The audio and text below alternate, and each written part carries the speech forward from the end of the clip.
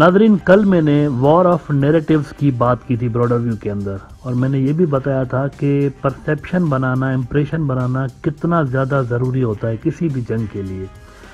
अगर माहौल किसी फोर्स के लिए फिजिबल नहीं है, साजगार नहीं है किसी इन्वेजन के लिए, तो वो ग्राउंड पे बेहतर तरीके से काम नहीं कर सकती। मिसाल के तौर पर आप देखें कि ये जब 9/11 हुआ, अमेरिका अफगानिस्तान के अंदर, इराक, सीरिया, लिबिया, यमन, इन सारे मुल्कों के अंदर घुसने से पहले अपने मुल्कों के अंदर होमवर्क करके आया, और उन्होंने होमवर्क ये किया कि परसेप्शन बनाई मुल्क के अंदर कि जो कुछ कर रहे हैं ठीक कर रहे हैं। इसकी वजह क्या थी?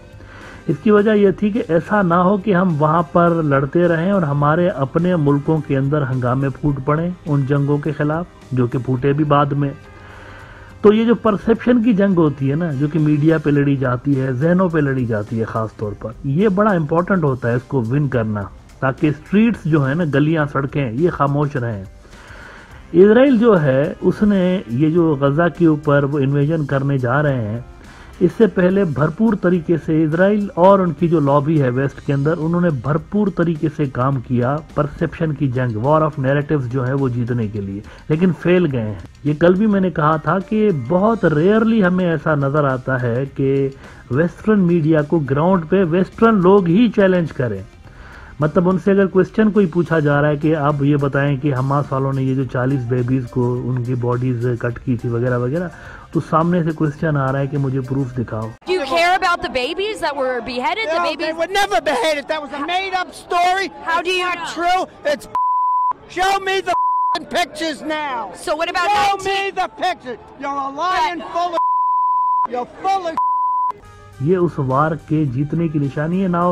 ये भी याद रखें कि जो इतने बड़े बड़े प्रोटेस्ट यूरोप के अंदर हो रहे हैं, मतलब मैं तो मुस्लिम दुनिया की बात नहीं कर रहा हूँ, यूरोप के अंदर अनप्रेसिडेंटेड किस्म के, ऐसे तो जिंदगी में मैंने नहीं देखे कम से कम, इतने बड़े बड़े प्रोटेस्ट, और तवातुर के साथ हो रहे हैं पूरा यूरोप में। क्या स्पेन, तो क्या इटली, तो क्या जर्मनी, तो क्या फ्रांस, क्या यूके, बैन लगा हुआ है, फिर भी लोग सड़कों पे हैं फिर भी।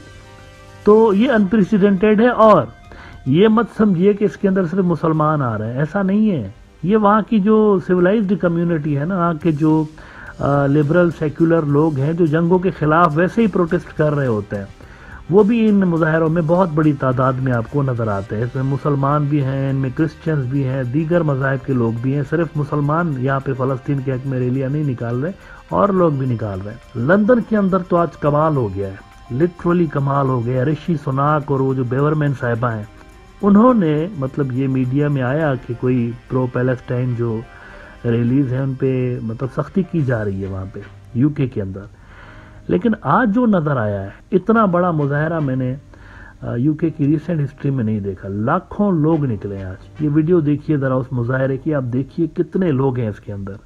Civilized nation on earth would agree that depriving children of food and water is acceptable.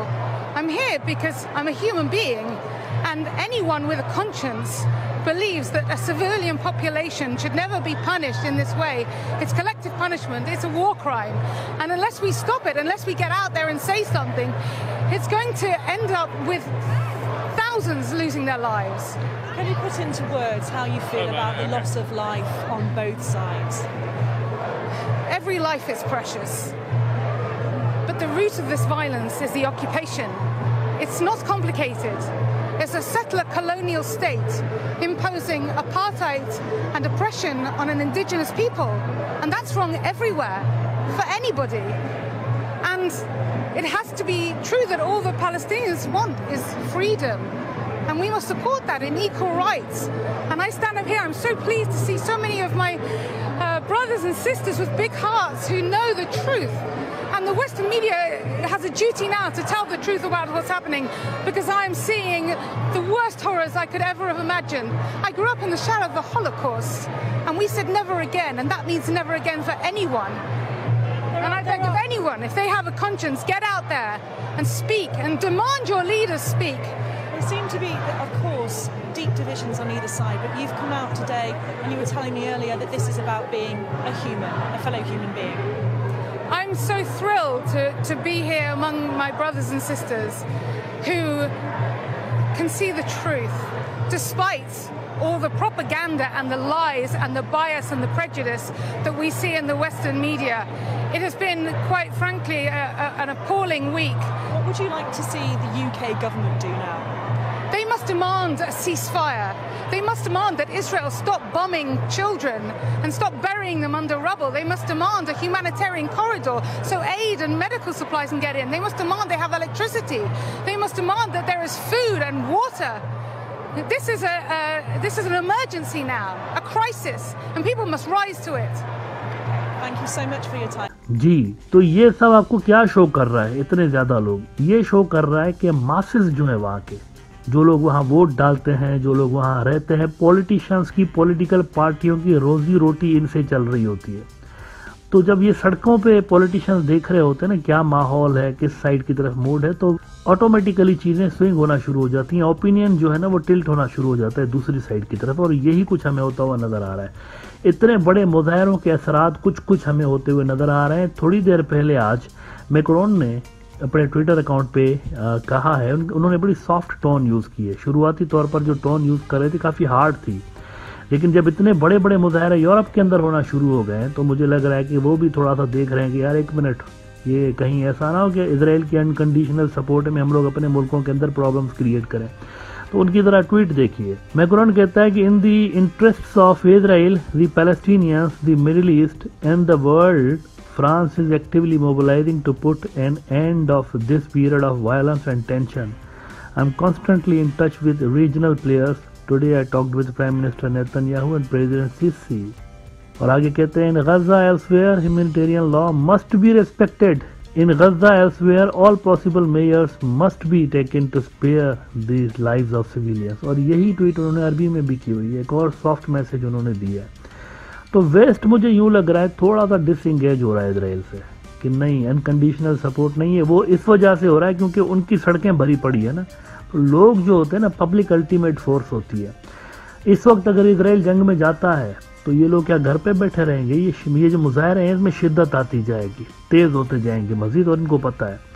तो थोड़ी सी सॉफ्टनेस नजर आ रही है, लेकिन इसके बावजूद भी इजराइल के खुद के अंदर डिसएग्रीमेंट है। इसके अंदर उनकी आर्मी के कुछ लोगों ने कहा हुआ है, रिटायर्ड गालिबन लोग हैं, कि ये क्या कर रहे हैं आप, ये ट्रेनी लौंडे हैं जिनको आपने 6-6, 8-8 महीने की ट्रेनिंग दी हुई है, ये रिजर्विस्ट सो कॉल्ड जो है ना, ये ऐसे ही है, ट्रेनी है।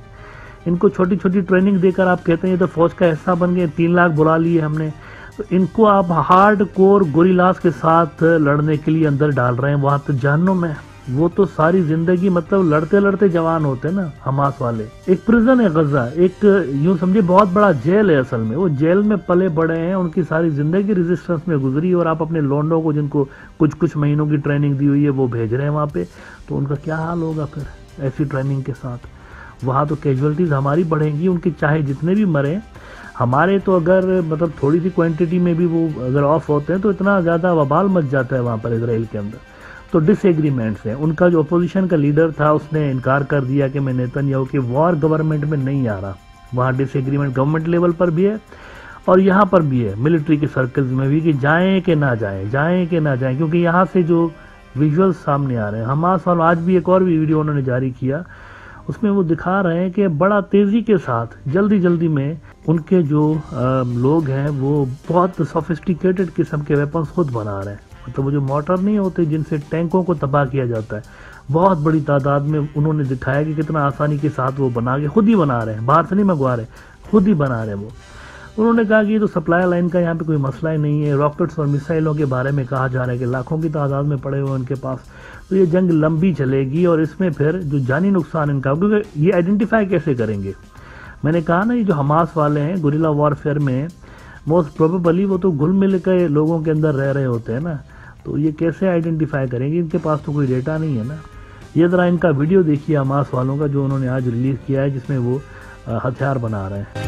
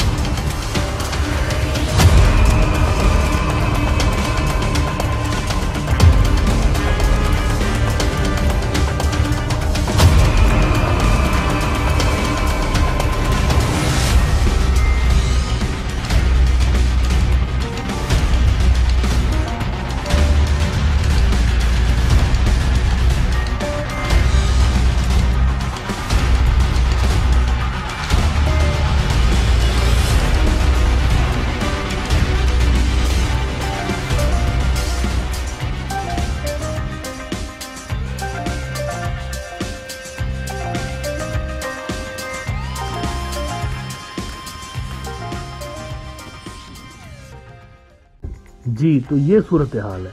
तो वहां पर डबल माइंडेड है, लेकिन नेतन्याहू की भरपूर कोशिश है कि किसी तरह से ये जंग छिड़ जाए। इसका डायरेक्टली फायदा इसको होगा, पॉलिटिकल फायदा। कैसे?